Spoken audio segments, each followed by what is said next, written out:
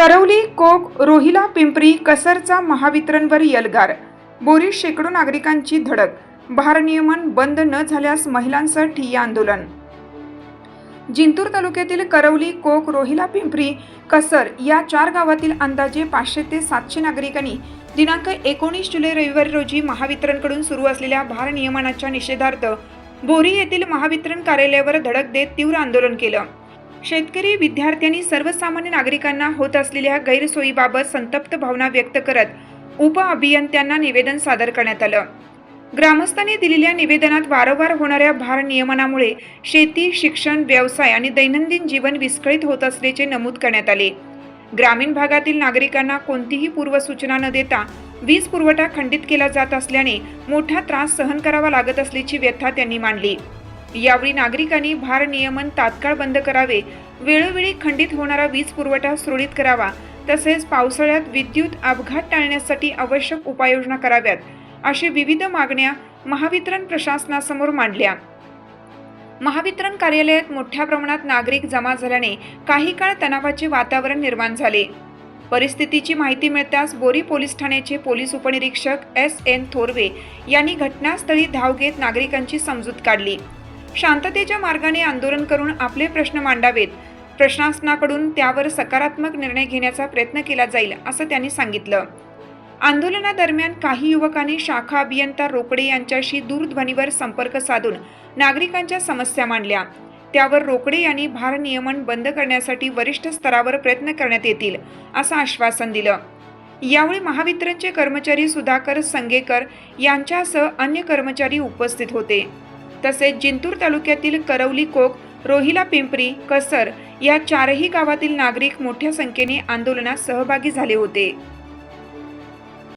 जिंतूर तालुक्यातील बोरीच्या महावितरण कार्यालयासमोर किंवा महावितरण कार्यालयामध्ये आज रोजी कसर, पिंपरी आणि करवली या गावातील नागरिकांनी लोड शेडिंगच्या विरोधात जन आंदोलन पुकारलेलं आहे आणि या ठिकाणी मोठ्या संख्येने नागरिक उपस्थित आहेत.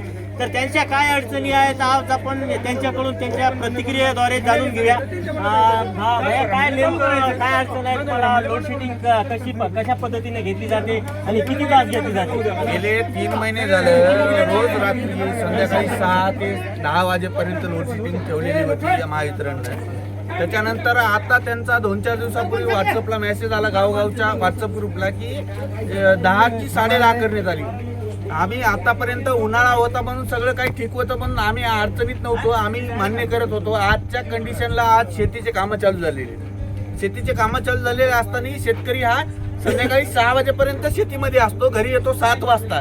त्याने स्वयंपाक कधी करायचा, अंधारात करायचा का?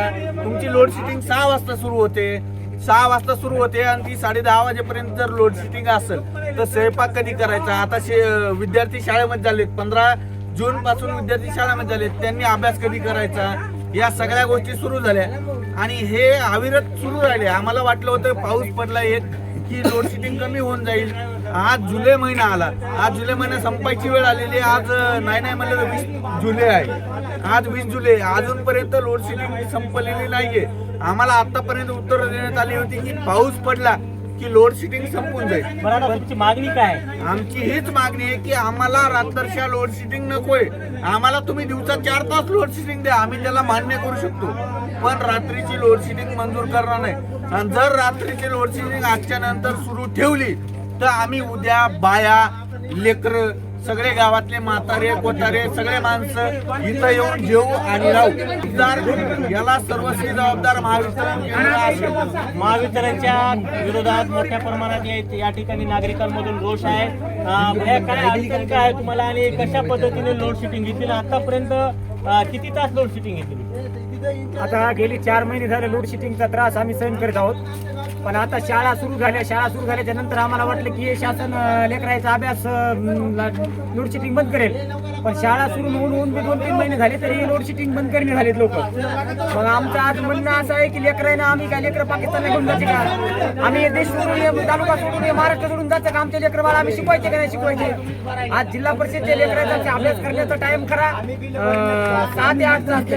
मग आता 10:30ला लेकरांना लाईट आल्या ती लेकर झोपायचं, सकाळी 6ला लाईट पुन्हा बंद होईल. ती लेकर झोपेतून उठली की लाईट बंद आहे. मग आम्ही आमचे लेकर पाकिस्तानमध्ये टाकतो. तर महावितरणचं असं म्हणणं असेल तर मुख्यमंत्र्यांनी घोषणा केली की लाईट लोडशेडिंगच नाही, आणि मग लोडशेडिंग नाही ते आम्हाला GR न देता हे करता मनमान्य यांचा कारभार झाला MSCBचा.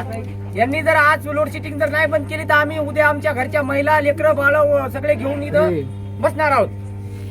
ही आमची प्रामुख्याने मागणी आहे. यांनी जर लोडशेडिंग जर नाही बंद केली तर आम्ही उद्याच्याला इथं येऊन इथं स्वयंपाकाची तयारी पण पूर्ण करणार. आमच्या घरचे आम्ही गॅस आणून इथं स्वयंपाक करू, आणि आमच्या आम्ही लेकरा बाळायचं भविष्य जर यायचं उद्ध्वस्त करायचं असेल तर आम्ही हे देश सोडून जातो. आम्हाला शासनाने सांगाव तुम्ही हे देश सोडून जा. बरं, काय एकंदरीत पाहिलं तर पालकमंत्री आणि ऊर्जा मंत्री ते आपल्या मतदारसंघातले आहेत, आणि ते असताना देखील त्यांच्या गावाशेजारच्या नागरिकांना आंदोलन करण्याची वेळ येऊ दिलेली नाही पाहिजे. काय सांगाल याबाबत तुम्ही? केलं नाही पाहिजे, पण आल्यानंतर आता करणं गरजेचंच आहे ना. नाही, आम्ही उद्या त्यांना बोलू ना, वैयक्तिक त्यांना बोलू, आमची अडचण सांगू त्यांना काय बोलायचं. बरं, काय सांग काय काय मी मागणी? कार्यकर्ता आहे बोर्डीकर साहेबाचा, आणि मेघना दिदीला मतदान केलंय आणि बोर्डीकर साहेबाला जसं मतदान होतं तसं केलेलं आहे. आता लाईट नाही, मथर पंढरपूरला गेलेलं आहे, आणि आई मरायच्या मागं आली. लाईटच नाही 10 वाजेपर्यंत. काय मरायचं का आम्ही? लेकरा बाळायला लाईट नाही, काय करायचं मग? बरं, आणि आता- शेतात लाईट नाही, आणि 3 पेज ठेवतात. हे फक्त 9 वाजता येते, 2 वाजता जाती लगेच, आणि 6 तासात कमीत कमी 9 वेळात जाती. 9 वेळात जाती लाईट. 10 मिनिटं राहते. शेतीमध्ये काय शेतीमध्ये काही राहील नाही. मरायची वेळ आली. विद्युत पुरवठा सुरळीत आहे का शेतीत? नाही. मरायची वेळ आली. करायची वेळ आली. हा, 10 मिनिटं जाती. आता काय मागणी काय तुमची? आता मागणी नाही. जर लाईट नाही उद्यापासून आली मंत्री आहे. तर उद्या आत्महत्या करायला होती इथं. हा, सगळे गावकरी आत्महत्या करायला. सर, म्हणजे आता हे जे एवढ्या मोठ्या प्रमाणात 3 गावचे नागरिक या ठिकाणी महावितरण कार्यालयात आले, आणि शेकडो नागरिक या ठिकाणी त्यांच्यामध्ये एक असं रोष आहे की ते खूप दिवसापासून त्रासलेले आहेत महावितरणला, कारण की तुमच्या या 3 गावाच्या परिसरासह इतर गावात देखील लोडशेडिंग घेतली जाते. काय बोलणार याबाबत? विषय असा आहे की आज आम्ही जवळपास 3 गावातले जवळपास सगळेच प्रत्येक घरचा एक नागरिक इथं MSCB कार्यालय लाईन चालू करावी, आणि त्याच्यानंतर विषय असा आहे की बाबा आम्ही इथं कार्यालयात आल्याच्या नंतर इथं वरिष्ठ जो अधिकारी आहे GE यांचा ज्युनियर इंजिनियर हे तर मुळात उपस्थितच नव्हता. कार्यालयाचा प्रमुख आहे, यांना सुरुवातीला सुद्धा आम्ही आमच्या गावाचा जो लाईनमॅन आहे याच्या मार्फत सूचना दिली होती की JE न उपस्थित राहावं, आमच्या सगळ्याचं जे आमचं म्हणणं आहे ते म्हणणं ऐकावं आणि त्याच्यावर काहीतरी मार्ग काढावा. त्याच्यानंतर आम्ही इथं आल्याच्या नंतर आम्ही ज्यावेळेस ऑपरेटर साहेबाच्या मार्फत आणि आमच्या लाईनमॅनच्या मार्फत बोललो तर वरिष्ठांसोबत सगळ्यांसोबत बोलणं झालं की बाबा हे म्हणणं आलं की इथं गावठाणची लाईन आम्ही फक्त ठेवणार. तर बाबा गावठाणची लाईन ठेवणं न ठेवणं त्या सगळ्या गोष्टीचा जो विषय आहे तो तुम्ही गावठाणची लाईन जी आहे ती तुम्ही सेपरेट आम्हाला करून द्या, की आम्ही ग्रामीण भागातले लोक करणार का? ग्रामीण भागात राहणारा जो समाज आहे तो सगळा जवळपास 100% शेतीवर अवलंबून असणारा समाज आहे. जवळपास सकाळपासून अगदी रात्रीपर्यंत शेतकरी शेतात काम करतात. कोणाला सुद्धा वाटते घरी गेल्याच्या नंतर लाईन असावं, निवांत झोपावं, आराम करावं. तर एकतर त्या शेतकऱ्याचं सुद्धा समाधान नाही. विद्यार्थी आहेत, विद्यार्थ्याचा विषय जर राहिला तर प्रत्येक जण शहरी भागात जाऊन राहू शकत नाही, किंवा मग प्रत्येक जण 50-50 हजार रुपयाचं तुमचं इन्व्हर्टर घेऊ शकत नाही. त्याच्यामुळं प्रशासन नेमकं कोणाच्या हिताचं आहे आम्हाला सुद्धा आणखीन कळालं नाही. आम्ही ह्याच प्रशासनाला विनंती करतो की बाबा तुम्ही जे समजा निर्णय घेतलेला आहे भरनियमनाचा, तर तो निर्णय अत्यंत शेतकऱ्याच्या, सर्वसामान्य जनतेच्या आणि तुमच्या विद्यार्थ्याच्या अगदी विरोधातला आहे. तो निर्णय तात्काळ रद्द करावा, आमची ही प्रमुख मागणी आहे. राहिला विषय आमच्या 3 गावांचा, तर आज आम्ही जवळपास 500 ते 600 जण इथं उपस्थित झालो, कारण आमचे गावं जे आहेत ते जवळपास 200-200 घरांच्या वस्तीचे गाव आहे. तर त्या हिशोबाने आम्ही प्रत्येक घरचा एक नागरिक म्हणून उपस्थित झालो. जर समजा आज यांनी आमची लाईन चालू केली आम्ही इथं आल्यामुळं, जर ही जर लाईन उद्याच्याला जर कंटिन्यू चालू जर नाही राहिली तर उद्याच्याला आम्ही आमच्या महिलासहित कोणता स्वयंपाक करण्यासाठी आणि विद्यार्थ्याला अभ्यास करण्यासाठी इथं तुमच्या MSCB कार्यालयामध्ये ठिय्या आंदोलन करणार आणि तिथंच उदरनिर्वाह करणार. आमच्या इथं ज्यावेळेस आम्ही येऊ तर आम्हाला पाऊस लागला न पाहिजे याची सगळी व्यवस्था तुम्हाला करावं लागणार. ही मी आजच्या न्यूजच्या मार्फत प्रशासनाला विनंती करतो की तुमचा जो निर्णय आहे तो तात्काळ रद्द करावा. महावितरणचा करायचं काय? महावितरणचा करायचं काय? या भ्रष्ट सरकारचं करायचं काय? या ऊर्जा खात्याचं करायचं काय? दादा, हा मुद्दा घेऊन तुम्ही आपल्या जिल्ह्याचे पालकमंत्री तथा त्यांच्याकडे जे महावितरणचा खाता आहे विद्युत मंत्री यांच्याकडे गेले होते का? मंत्र्याकडे जाण्याची काही गरज नाही. कारण मंत्री जे आहेत, मंत्री व्यापारी तुमचे नोकरीला असणारा पूर्ण नौकर वर्ग असेल किंवा पैशावाली काही लोक असतात, त्या सगळेजण 2 दिवस जरी लाईन नाही गेली तरी त्याच्याकडे इन्व्हर्टरच्या सुविधेमुळं त्याला काही एक त्रास होणार नाही. आज जर तुम्ही मंत्री महोदयाच्या घरी गेले तर त्याच्या घरी तुम्हाला लाईट दिसेल, पण तुम्ही जा जे समजा मंत्र्याला निवडून द्यालेत, तुमच्या जे ऐशोआरामची जिंदगी जगायली त्या सर्वसामान्य लोकांसाठी जे अन्नाचा घास तयार करायला आमचा शेतकरी राजा ते स्वतः परेशान आहे ना. दिवसभर काम करायचं, तुम्ही लाईन कोण्या टायमाला ठेवायले शेतीची बी लाईन. आज तुमच्या गावागावामध्ये टँकर चालू आहे, कुठं मोटर लागायली. तुमच्या गावचे शहरी भाग असो का ग्रामीण भाग असो, किती बोरायला पाणी आहे त्याचं पर्सेंटेज काढा तुम्ही. किती गावामध्ये किती टँकर चालू आहेत लोकसंख्येच्या हिशोबानं त्याचं गणित काढा. मग तुम्ही आताच कशाला 3 फेस लाईन ठेवायले? त्या एरीमध्ये पाणीच नाही. ज्या एरीमध्ये पाणीच नाही, मोटर कशानं लावायची? शेतकऱ्यांना दुबार पेरणीचं संकट आलंय तर तुम्ही पाणी नसताना 3 फेसची लाईन ठेवायले. ज्या टायमाला हिवाळ्याच्या मोसममध्ये पाणी असते, हिवाळी हंगामामध्ये, त्या टायमाला तुम्ही रब्बी हंगामामध्ये लाईन ठेवत नाही, दिवसा लाईन ठेवत नाही. त्या टायमाला तुम्ही शेतकऱ्यासाठी रात्रीची लाईन ठेवता, म्हणजे त्या शेतकऱ्यांना तुमच्या गावामध्ये दारं धरताना मरून जावं दिलं सापचावून. आता तुम्ही एक फोनवर संपर्क करून आपले या महावितरण कार्यालयाचे इंजिनियर रोकडे साहेब यांना बोलले, त्यांनी काय उत्तर दिलं? रोकडे साहेबांना आमचं समाधानकारक असं होईल असं कोणत्याही पद्धतीचं उत्तर दिलं नाही. पण ते जिम्मेदार आहेत, काय ते जिम्मेदार आहेत. त्यांच्यावर पूर्ण जे 33 केवी आहे ते 33 केवी जवळपास 25 ते 30 गावासाठी आहे. तर या 33 केवी मध्ये अंडर येणाऱ्या सगळ्या गावाची जिम्मेदारी त्यांची आहे. उद्याच्याला जर गावामध्ये कदाचित एखादा अपघात जर झाला, लाईटचा तार पडला, काही अपघात जर झाला तर हे लोक जे आहेत ड्युटीवर असणारे हे फोन सुद्धा साधे उचलीत नाहीत. तर मग त्या व्यक्तीचा एक फोनामुळे जर समजा तुमच्या न उचलण्याच्या कारणामुळे जर जीव गेला, त्याच्यामध्ये जिम्मेदार जे लोक आहेत तर हे MSCB वाले लोक आहेत. त्याच्यामुळे येणं याची जिम्मेदारी स्वीकारून निवेदन देण्यासाठी हो की गावामध्ये कुठं घातपात झाला आणि त्यासाठी फोन जर केला तर यानं तात्काळ त्या गोष्टीवर समजा जी पुढची ऍक्टिव्हिटी आहे ती चालू करण्यासाठी नक्की आहे ना आम्हाला प्रतिसाद द्यावा अशी आम्हाला तुमच्या माध्यमातून विनंती. मामा, काय तुमची अडचण काय? लोड शेडिंग घेते तुमच्या गावामध्ये काय? आमच्या गावामध्ये लोड शेडिंग आहे. आमच्या गावामध्ये 10 मिनिटाच्या वरी लाईट चलत नाही, रात्री असो का दिवसा असो. एक 10-20 मिनिटं येणं आणि 10-20 मिनिटं जाणं हेच आहे आमच्या गावामध्ये.